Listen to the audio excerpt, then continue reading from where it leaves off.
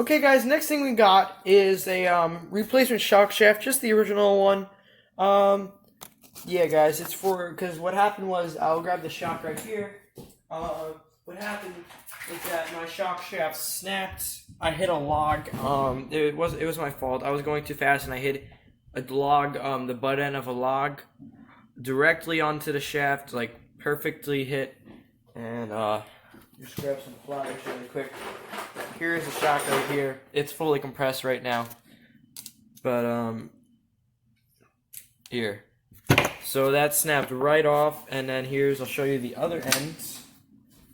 Actually, I have the other end in my room, but here is the I can just grab it. Here's the end cap right here, and basically it just kind of popped off. I didn't get it on video, unfortunately. But what I did do for the end of the bash was I just zip tied the spring. It was sitting on here, and I zip tied the spring down to the control arm. So I was able to bash, and it was a good time. It just handled terribly, but still jumped and everything. So yeah, what we're gonna have to do is we're going to have to unscrew this cap, pull out the shock shaft with the little bolt and everything like that, and replace it with the new one. I already have a little end piece, I don't know what it's called, to hook up to the it's kind of like a pivot. It's like a ball end. It's like a heim joint almost, like this, but I have it in plastic and a little bit smaller, just so that it can hook up to the control arm. So I have that up in my room because I was doing some research to see if I needed one, but I have some extra ones lying around. So yeah, guys, I'm just gonna get a little cup. We're gonna be using this shock oil because it's it's good. It's not new, but it's good. And I don't have any. I don't know what's in here. That's the issue. I don't know what oil's in here, and I don't want to replace all the oil. But I'm gonna try to keep as much as I can. And then I have 35 weight to top it off if I do lose any. So that's not the end of the world. It's just a basher, so it's not a big deal. But I don't want to have it's 50 weight oil in all the shocks and then just have 35 weight. That would make kind of a difference when you're handling, doing corners and stuff like that. So yeah, I'm going to try to reuse the shock oil, which is a big no-no, but you know what? It's gone sketchy. You already seen it in the title of this video.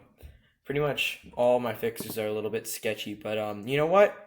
My truck runs pretty good. Nothing usually breaks, and whenever I do something, it usually doesn't break. So it does look a little bit sketchy, but it ended up working out really well. So yeah, let's go replace the shock shaft. Okay, guys, so we got the shock, and we got some little shock cups just to put the oil in. I think we should just be able to just screw the cap off. It's just a plastic cap, the stock one, and we should just be able to. It's pretty. I've seen some videos and it looks like it's pretty simple. I don't think you got to take out the shock cartridges in order to replace the shock shafts. Here is the oil, and it looks in pretty good shape. There's not a lot of dirt. Here's a little seal. I'm just going to keep that on there. And we are just going to dump this out. Try to save as much as we can. This is some pretty thick stuff. It is a little bit murky, unfortunately, but let's just move the shock up and down just to get some of that out. See what I'm doing? I'm just moving the shock just to get all that out of there.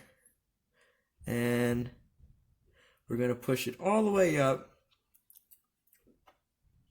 Now it looks like there's a little bolt. And I think we should just be able to remove the bolt and take this out without having any issues. Inspecting in there, looks pretty fair shape. Let me just get a flashlight. Looks in pretty good shape right here. There's no scores or anything like that. Let me just show you what the oil looks like. It looks okay. I'm gonna put half of it in here and then half 35 weight. It is a little bit I don't know what that black stuff is in there, but it looks to be okay. So I'm just gonna run it. It was fine with it in there before. It wasn't leaking or anything. So, what could it really do? Here's the O-ring that those are supposed to be for this O-ring right here. It's just that I thought that they were for the other ones as well, because I thought that's what it said. But oh well, we got that to seal up, so I'm not worried about that. So what we're gonna do is we're just gonna get this bolt off, and then we're hopefully just gonna be able to slide out the shock shaft without having to mess up any seals. What I'm going to do is I'm gonna dip the end of the new shock shaft in this oil so that if I have a low risk of breaking any seals when I'm pushing it back in. This especially grease for that, but I don't have it on me, so I'm just gonna use some oil. I think it'll be all right, and I'll just have to wipe that off before I put the little thing on at the end. So yeah, let's go get that done really quick. Okay, guys. So what I did right here is just put some cardboard around the shaft so I don't damage the shaft while I'm pulling it out, and also just I could use the same exact technique while I'm putting the new one in, as well as just a spacer because these vice grips don't close anymore. So I was just anxious to get a better grip, but I already cracked it loose, so we should be able to just turn it, and we're getting it pretty loose. Okay, that is loose. So now we are going to get rid of all this because we could just hand tighten it, hand loosen it now. Slide all this off, push the shaft pretty much all the way out, and just take this nut off. You don't need to save this nut, but I recommend that you just keep it around just in case if you lose the other one. There's extra nuts and washers that come in this bag for you to use. And this one does not have a washer on the top of it. I think you're supposed to. But I think theoretically you should just be able to pull on this. Yeah, let me just position you guys a little bit this way. You get a better view. Just pull on this all the way down.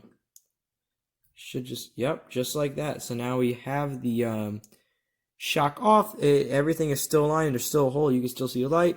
Here it is. What happened was just the thread snapped off of it in the heim joint or whatever it's called, or the eyelet or whatever. I'm not sure what it's called, but yeah. So there's a shock cartridge in there, and the hole is still nothing got misaligned while I was doing that. So let's open up the new bag with the new parts. And this was $9 something, probably about $10 plus shipping, and it came into my house about a week after. So here's a new shock shaft. They have upgraded shock shafts where I'm pretty sure they're just a little bit stronger. I think they're titanium or something like that. But I wasn't willing. It's like an extra $2, but I don't want to have just one titanium shaft on the whole thing. It just wouldn't look right. So I got this one. It's just the standard one. What I'm gonna do is I'm just gonna take the shock oil right here and just dip the end of it into the shock oil, just so that and just rub it around the shaft, just to lube it up a little bit, just so that I don't just dip my finger in there. And I'm not gonna use all that shock oil, trust me. I'm just gonna use half of it and put the rest 35 because that is pretty gross shock oil. But not to worry, my hands are pretty clean. They're not gonna damage that. Okay, so we're just gonna get this oil off my fingers, and we're gonna just push it in there. Just be very gentle when you do this, because you don't want to tear any seals or anything like that into your shaft. And this goes with everything. We're just gonna, there we go, nice and smooth. If it's giving you issues, don't try to force it in, because you could tear a seal. And we're just going to slowly push it in and work our way up, and we are almost through. Just a little bit, give it a little bit more of a push, and we are in. So we got shock shaft is replaced. We just got to put the new nut back on, and as well as the washer, because it does come with one, and I'm just going to use it because I think maybe when somebody did this before, they forgot about the washer when they replaced the shock oil. So that's what I'm going to do, and it looks like we haven't torn any seals. So yeah, that's great. Alright guys, so the shock shaft is pretty tight in there. All the force that it's going to be needing is just me twisting this and making sure that I cannot physically take my fingers and unloosen it. It should be pretty tight, but not too tight because you don't want to snap the threads. This is, as long as you get the nylon part and all the threads into here, you should be fine. The washer, I'm just going to keep it on there. But as long as the nylon piece is on there, it should not make this screw nut. Sorry, keep on calling it something else besides a nut. I'm tired, but should keep this nut from backing out. We'll find out. It looks fine, so I'm going to just extend the shock shaft completely, and I'm going to dump all the oil back into it, and just be very, very careful with it. And this oil should be fine. I'm just gonna dump all of it in there, and then whatever I need, I will replace. So it's about halfway full right now. What we're gonna do is we're gonna compress the shock completely, and just as you can see, now it's all gone basically. So I'm just gonna get a light for you guys to see because it is a pretty dark spot. So just get a light. As you can see, it was about halfway full, but now I just compress the shock all the way and there's no oil in there. So we're going to compress it all the way up. And now we're just going to extend it all the way down. Well, at least until you see, I guess, yeah, all the way down. And we're just going to fill up the rest. We just want to bleed out all the air out of this. And if you just have shock, if you're not reusing shock oil like I am, and I'm not saying that you shouldn't, because it's just good preventative maintenance. But what you want to do is you just want to fill it up about 3/4 of the way. Do that, and then just keep on filling it up till you're about 6 or 7 millimeters from the top cap right here. Or in this case, well, in some shocks that's the case, but in this case, I think you should fill it up all the way or almost all the way to the top. If you have a little bladder in your shock with it's like kind of like a dimple almost, don't like overfill it and then try to push that in there. You just want to you want to do like 6 or 7 millimeters depending on your bladder. But with these LST shocks, there is no bladder in them. It's just sealed at the cap. So we're just gonna fill it up all the way to the top basically, and just leave a little bit of extra space in there because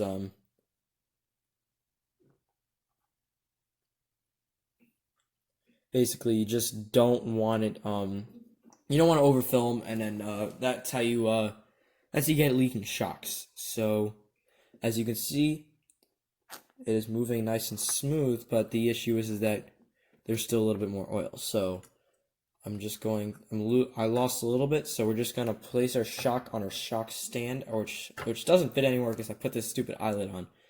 So I'm gonna get some shock oil, which I have somewhere. I'm gonna go look for that, and then I'm going to add a little bit of extra more in there because we are missing some.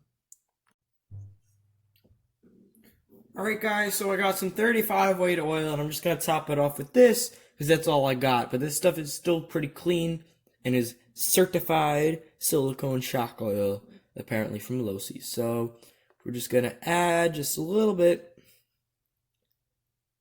and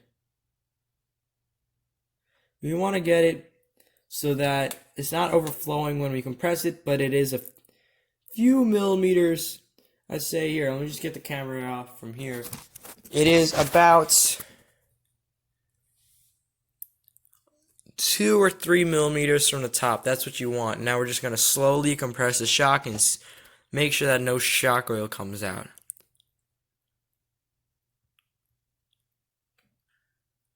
And nope, no shock oil comes out. And once you get to the tippy top, there is still a thin layer of oil surrounding that thing. So that is fine. I might just put a tad more in there, and then we'll put the cap on and seal it up and see how she goes. It's better to do a little bit less shock oil than too much, because a little less, your shock might perform as well as other shocks, but at least with a little less, you won't end up blowing out seals. So I'm just gonna add a tad, couple drops more, and then we're gonna seal it up and see if I did it right. Alright guys, so I just ended up filling up. I just put a couple more drops, 2 or 3 more drops in there, and we are looking pretty decent. Pretty much the whole thing is full with a little, like 2 or 3 millimeters to spare, or 2 millimeters. And yeah, there's a little bit of oil in the shock cap as well, so that should be fine. I'm just gonna dump what's out in there because I don't want to overfill this. And then we're gonna put it all together, slap it back on the truck, and we should call that done. Alright guys, so I just put it all together and I added a little bit more off camera of shock oil, but it is very smooth until I get to the very end. I think there might be an air pocket. So what we're going to do is we're just going to, I just did a little bit of pressure. So I basically hand tighten it and just lent a little bit more. So we're just going to, just like that. You don't want to go too tight because it doesn't have to be that tight because it's kind of held together. And also this is plastic on metal, so you will strip it out. So we're just going to take it off. And we are just going to pump it a little bit, maybe try to get this air bubble out. And oh, I got it. Oh, crap. I just got it everywhere. Oops. But there was an air bubble in there. So we have to bleed it and just wipe that off. It's okay if I do get a little bit on there. I'll just add a little more. But we're just going to slowly get these air bubbles out.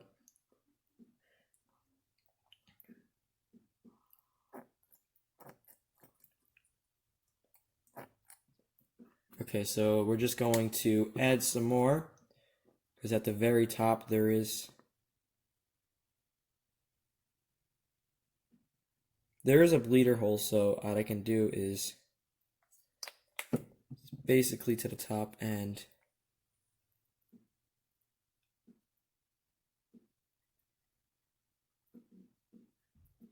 I'm just gonna bleed it out, just and slowly push it.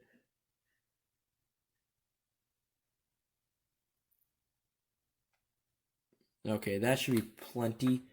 That's the best I'm gonna get it. And there's a little bit of a bleeder screw right here, but I guess I already have it all apart, so I don't have to use it. We're just gonna try to thread this on correctly without cross-threading anything, because that's just not fun. And we are good to go. Alright, cool. So I'm just gonna thread that on. We're gonna clean all the shock oil that I spilled off of it, but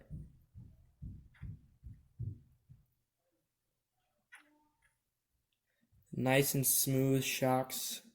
A little bit of resistance. I might have overfilled it just a little bit. But as you can see it slowly comes out. So what I'm going to do is I'm just going to crack the bleeder screw just a little bit. Just get my bit driver on here. Or my bit gun because my hands are too oily. And not tighten it, we want to loosen it. And it's got a little seal on there, so be careful.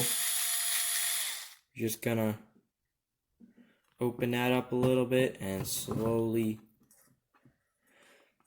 compress it. If anything comes out, you just want to be a little careful. So we're just gonna pop that out a little bit, and that should be good. And then we're just gonna put that screw in. So we just let a little bit out because we don't wanna. And then we're just putting this back in. That's in, and then let's try it now. Okay, a lot nicer. That's pretty smooth. So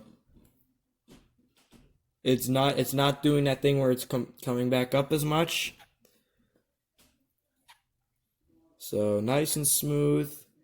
We're just gonna get a nice paper towel and just clean that up a little bit. It's my first shock job, so never done this before, and say it came out pretty decent. Feels like all the other shocks, and it should do plenty well. We're just gonna clean this up and then throw it on the car. Okay, guys. So now we have the shock. It is pretty much clean. There's just a little bit of oil on it, but it's pretty clean. So we're just gonna set this retainer I mean, not this this like threaded shock body back to where I originally had it, which is pretty high up. I like to sit my cars nice and soft and plush. So it's right about there, and we're gonna have to extend the shock shafts and just compress the spring, which is not that hard, and simply just slide it on there. Slide this little cap on here, and it should be pretty easy to slide on. There we go. Got it on somewhat, and just a little bit of fiddling.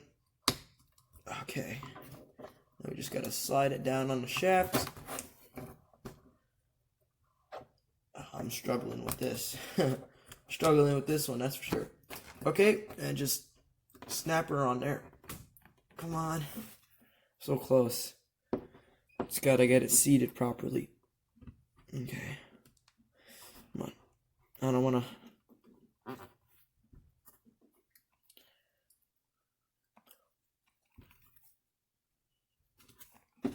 There we go. Nice. It's snapped on there, and it sits nice and well, and just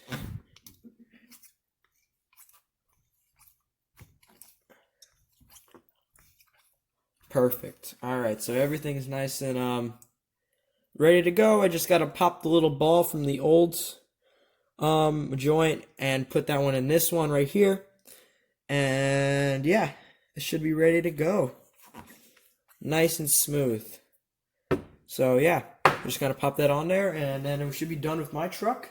And then the next thing we gotta do is we gotta install a one-way bearing on first gear on my dad's RC, so that he can drive it with me, because the other one is busted, and he let me use it off his. I mean, mine was busted. The one-way bearing, it was seizing up, so it would basically just when it had the spun, what happens is I'll explain it to you once we get the truck running, and once we get the truck in here, and I'll show you what it's like. Yeah, so let's get that done. Yeah.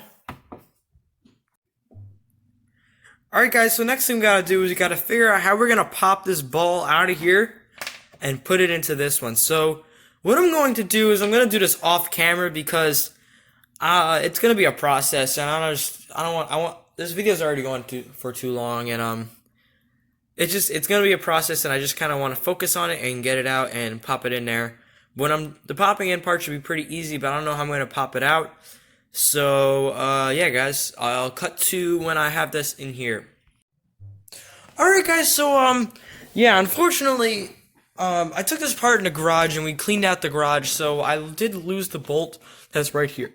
But no worries. What I did is it's basically just a stud, and then right in here there's a little bolt. So what I did was I took that little bolt out, flipped the screw so that this end's facing this way, and the bolt's holding it all together. So originally there's a bolt right here, and then the screw head is right here, and then there's another bolt right here. So it just acts as studs, and it just makes it a little bit easier to remove the shock. But yeah, it's a little bit janky, but it works, and it works very, very well. So won't lose any structural rigidity or anything like that, so I don't have to worry about that. It's just doesn't look as nice, and it's gonna be a little bit more difficult, a little more pieces to put it all back together, but not a big deal.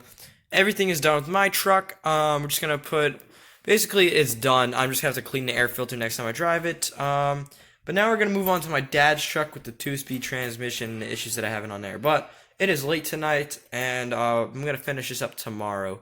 So yeah, guys. Alright guys, thank you guys so much for watching. Leave a like, comment, and subscribe. Yeah, I hope you guys found that a little helpful on how to take apart the losi LST shock to replace the shock shaft. Yeah, it was pretty straightforward. It wasn't as hard as I thought it was gonna be. You don't have to take apart the shock cartridge to get the shock shaft out, which is very nice, and there's not a lot of parts in there, so it wasn't that bad.